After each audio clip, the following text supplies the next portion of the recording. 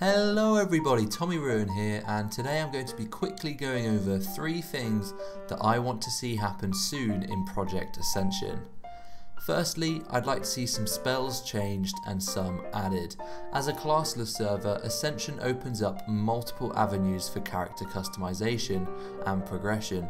You can choose any ability and be almost anything. And I say almost anything because some things are not yet possible or viable. We saw some recent changes go onto the PTR that look pretty good, things like single-minded fury as an option, but I want some more. So a few things which I want to see added to Project Ascension are things like Growl in shapeshift form. Currently Growl can only be used in bear form, and I would like to see this opened up. So many abilities have been changed to allow for their use in shapeshift forms such as Blade, Flurry and Totem use. This opens up some good options for builds like Cat form, allowing them to use Totems and Blade Flurry, and is a really good change. Now I'd like to see Growl be made so that it can be used whilst in shapeshift form, and then this will allow for new and exciting tank options. I really want to make a demon tank work, but lacking a single target taunt makes things like tank swapping and getting aggro of specific mobs impossible. It is such a small change, but allows for cool new ideas to pop up. It would allow for cat form users to tank, for example, with the aid of the Menacing Claws RE, which increases cat form threat by 25%. These tank specs will probably never be meta, but, well, okay, the one that uses metaform will be meta in a different way. They will be new and fresh and allow for new possibilities to pop up.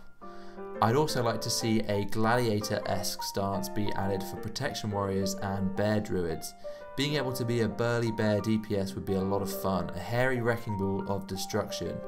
Similarly, sword and board warrior specs like the gladiator stance added in WoD would be lots of fun. It could easily be done by adding a talent to the protection warrior tree that reduces threat gained whilst in defensive stance and increases the damage of abilities like shield bash, for example. Secondly, I'd like to see cross-faction dungeons on Andahal. As the server is low risk and also relatively low population, what is the harm of making dungeons cross-faction? Battlegrounds are cross-faction and they are great, popping a lot more regularly because of that change.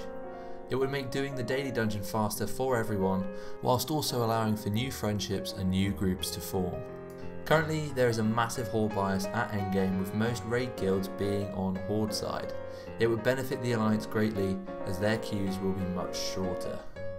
Finally, I'd like to see pickable racials. Now this one is very highly suggested in the suggestions tab, with at least 5 or 6 people mentioning it daily. This would allow race to be a purely cosmetic thing, rather than it being linked to any DPS gains. It would open up a wider racial diversity on all the servers. The amount of orcs and humans in the game is too damn high, as their racial abilities are very strong.